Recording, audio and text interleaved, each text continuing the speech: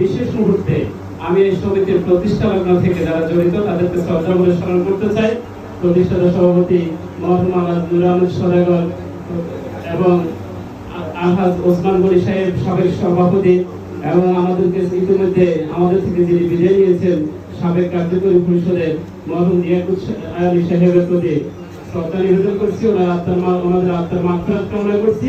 একইভাবে আমি শ্রদ্ধা জানাই প্রতিষ্ঠাতা সাধারণ সম্পাদক আজকের এই বর্তমান কমিটির উপদেষ্টা পরিষদের সম্মানিত সভাপতি আলহাজ বেলায়েত হোসেন সাহেব এবং শ্রদ্ধা নিবেদন করছি সাবেক সভাপতি আলহাজ আমিনুল হক সাহেব সহ সাবেক কর্মকর্তাদের।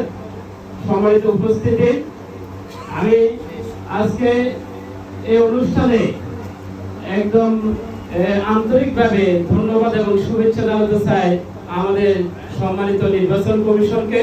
সম্মানিত নির্বাচন কমিশনে যে সকল নির্বাচন কমিশনের মহোদয় উপস্থিত ছিলেন এবং এইভাবে প্রত্যেকটি নির্বাচনে সুষ্ঠু হয় আমরা জানি, তবে এবারে নির্বাচনের প্রেক্ষাপটটা একটু ব্যতিক্রম ছিল।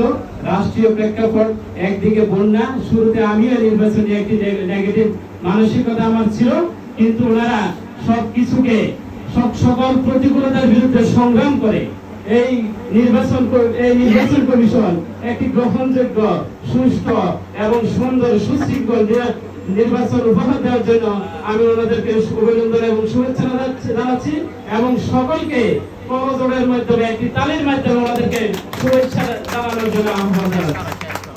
উপস্থিতি এবং আপনারা জানেন আমাদের কার্যকরী পরিষদের গঠনের পরপরই সকলেরই একটি আবেদন ছিল উপদেষ্টা পরিষদ নিয়ে।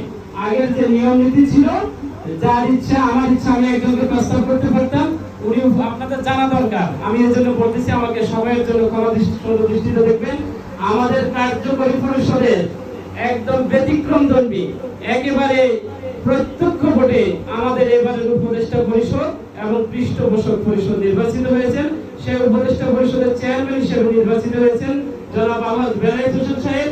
আমরা ওনাকে একটা করতালির মাধ্যমে শুভেচ্ছা জানাই এবং আমরা আমাদের প্রয়োজনে এই নির্বাচন কমিশনের ভারপ্রাপ্ত প্রধান নির্বাচন কর্মকর্তা, নির্বাচন কমিশনার তারুণ্যের প্রতি আমাদের অহংকার, টেরিবাজারবাসীর গর্ব জনাব আলহাজ মফিজুল ইসলাম নয়ন সাহেব।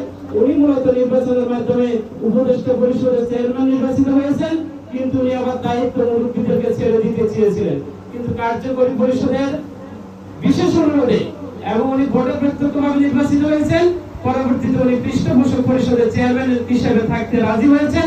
আমরা ওনাকে একটা করতালির মাধ্যমে অভিনন্দন জানাচ্ছি। সম্মানিত উপস্থিতি, আমি বিশেষ ধন্যবাদ এবং কৃতজ্ঞতা জানাই সাতকানিয়া এবং রফাকারের মানুষকে, কারণ ওনারা আমার মতো একটা নতুন অপরিচিত মানুষকে ভোট দিয়েছেন, অনেক প্রত্যাশা রেখেছেন। ওনারা আঞ্চলিকতাকে প্রাধান্য দেন নাই, আত্মীয়তাকে প্রাধান্য দেন নাই, অনেক প্রত্যাশা রেখে আমাকে এই পরিষদে